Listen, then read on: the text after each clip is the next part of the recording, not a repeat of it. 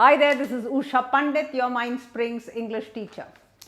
Today we are going to talk about using better words instead of the hackneyed, common, often used words that people tend to use over and over again. So let's see what those words are. Stay with me till the end and catch yourself if you're using these words constantly.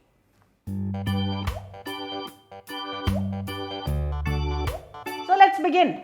So the first word I have is chance. Okay. There was a chance to do something. There was a chance he took, he had a chance to go abroad. There was a chance that you might get the job. You have used this word chance everywhere. Chance is a very common word. Chance is used in several ways also.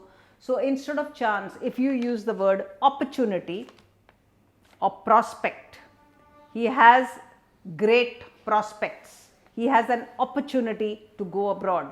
These are great ways of saying, talking about the fact that there is a lot of luck and there's a lot of chance coming his way instead of saying chance. Okay? Chance somehow has a feel of a gamble, whereas an opportunity seems to be something that has knocked on his door.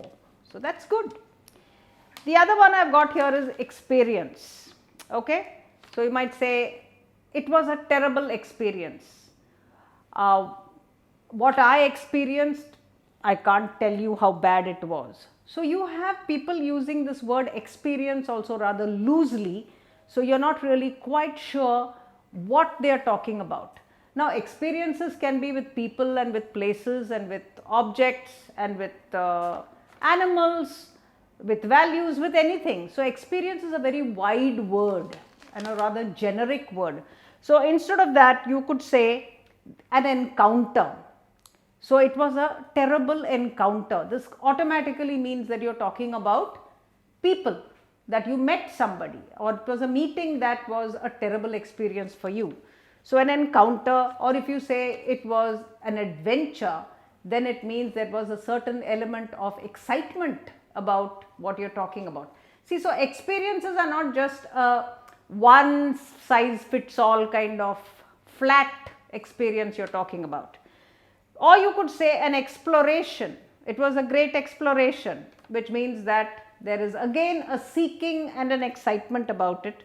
Or you could say a great enterprise, which means you went and you probably put your money in it, or there was a risk attached to it. So you see, when I give you four words like encounter, adventure, exploration and enterprise, they have slightly different meanings every time. If you say experience, anything is an experience. Eating noodles for the first time is an experience. But you wouldn't use it in the same breath as if you were trying to say that you had an accident. So therefore, be careful how you use this word. The other one I've got here is issue. The issue has become a big pain in the neck. You know, people talk in a very loose, wide fashion. The issue means what? What kind of issue? Issue can be anything, right? So therefore, instead of that, if you say the controversy, then you're automatically talking about something being a pain in the neck. You don't have to qualify it. So the controversy has now reached a climax. The controversy has now reached a point where we are going to have president's rule. Now you're talking, right? But the issue is really horrible. This kind of, very a kind of talk that doesn't go anywhere is not really impressive. The other one you could say for issue is the theme. I love the issue that he has brought out. Have you heard people saying that? That's a good issue to be talking about. Instead of that, if you say that's a good theme, that's a good idea, that's the sort of article that you should be writing. You must write about these kind of themes or ideas or controversies is better than saying these issues. Okay? Topic or a topic, you can say, you can write about the article should be on these topics rather than issues. The next one I've got is place. Have you been to that place? My house is in a really good place. This kind of, it is English and it's probably grammatically correct, but it does not convey meaning. Instead of that, you could say area, I live in a good area, or the location of my house is really very central. See, say it. Don't say the location of my house is, don't make noises like that, because nobody knows what you're trying to say. They can see that you are speechless, but then it's not really using your words, right? So therefore, say that it is central, say that it is scenic, say something. Locale is another word for place, or you could say the setting, the scene, the geography, the site. There are so many words for place, and I've given all those to you. So try and use some of those words when you speak. The next one I've got is problem. It's a big problem. It's really a problem when they behave like this. Now this word problem again is very generic. Instead of that, you can use this, it's a challenge. It's a challenge for us to get the occupation certificate. Now you are talking about, instead of saying problem, which can be anything from your plumbing to your, to somebody being hospitalized can be a problem. So don't give it a big width. Talk about it in a way where there is a challenge associated with it or a concern. So if someone is in a hospital, there is concern, right? It's a big concern that my grandmother is in hospital with a bout of pneumonia. Now if you say that, then it's very clear that you are upset and you're disturbed by this fact. Or you could say the conflict. So problem could also be a conflict. So there's a problem between them is okay. But if you say there is a conflict of interests, or if you say there is always a conflict about the way they bring up children, now you're expressing ideas very, very clearly. You could say dilemma, or you could say disadvantage. All these are problems. A dilemma is where you make a choice and you say, I'm in a dilemma. I don't know whether I should go and visit my mother-in-law or I should stay back. If I stay back, she's going to feel upset. I can't go because I've got a baby at home, whatever. That's a dilemma now, right? And then a disadvantage is a milder version of that. You have proof, the next word. So show me proof. If you don't have proof, I want proof. Don't talk without proof. Instead of proof, which is again a generic word. So you can have scientific proof and you can have proof that is admissible in a court of law. You might want to use words like evidence. Show me the evidence, which means you must have documents, or show me the testimony, which means somebody has actually given it in writing saying that it was indeed true. What you are claiming has been written down somewhere. It's a testimony. Or you might say a validation. Somebody has validated what you are saying. Or you might say it's a verification. So here's the verification means somebody has verified it. Somebody has actually gone and looked at your site and said, yes, it does exist and it does belong to this person. So instead of saying proof, proof is a very, more than being an ordinary word, it's a wide word. Okay, so stop using those wide words. Be very specific when you talk. Reason is another word. You don't have any reasons. I'll give you the reason. The reason is, so there is again, reason is a very generic word.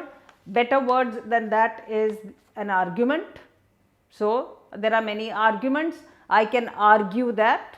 I would argue that it is better for pre-primary children not to be doing so much writing. It's better than saying there are many reasons for that, because then you extend the talk. When I say I argue, there is an assumption that I have thought about it and I am talking to you with a certain amount of expertise. Or I can say justification, rationale. What is the rationale? What is your rationale for saying that? You might ask me that. What you are trying to say is, what's your reason? Instead of that, use rational. Sounds very impressive. Or what is your objective? Now if you say objective, then it becomes very goal oriented. What are your objectives? It might also sound like, do you know what you are talking about? Instead of saying, give me a reason why you want to say that, or I don't think your reasons are right, that sort of talk, right? The next one I have is situation. It was a terrible situation. Situation again is broad. Anything can be a situation, anything can be an experience. Use better words, use circumstance. Circumstance is a play of a large number of events that come together, and then it becomes a circumstance, right? Circumstances can change. So therefore, circumstance is a good word to use. Episode is a single episode. If you use the word episode, means it happened only once and it may not happen again. You might have words like predicament. So if you say a predicament, it means that some sort of a situation, yes, a situation, but something that has come out of a number of various small events that have taken place, and now it has turned out this way. That's what you're calling a predicament. The second last one I've got is type. He's not my type. I don't like this type of clothes. You know, this type that is used again is very, very generic. So instead of that, use I do not like this category of, now you can't say clothes, you can say this category of, if you're categorizing something. There, that is a very, it's a very business word. So categories are more scientific. So I don't like this category of vacations or this category of adventures. You know, you could put it like that. That is where you're categorizing it into sea or air or land or that sort of adventures or experiences that you have. Or you might say, I don't like this group of people who behave in a very fascist manner. So you'll have to qualify that group if they don't know what that group is, but don't use this generic word type. The last one is way. Way is another one that you say, that's the way I am. I don't like his way of doing things. See, this way of doing, way, what is way? Is it a path? Is it a manner? Is it a sort of character? What is it? So instead of that, if you say, I don't like his approach, very impressive. That means you are saying he's got a certain manner in which he begins things, and that does not suit my liking. Or you might say his direction, or you might say his methodology, or you might say his strategy, his course, his manner, his mode. So many words that I am giving you. Choose any one and start using it. So instead of saying these cliched, boring, ordinary, wide words, which are neither here nor there and all over the place, start being more specific in the way you speak, and people are going to be highly impressed. So start today. Subscribe to our channel. Do not forget to press the bell notification. Go to our website and take a look at our books. And till we meet again, keep smiling.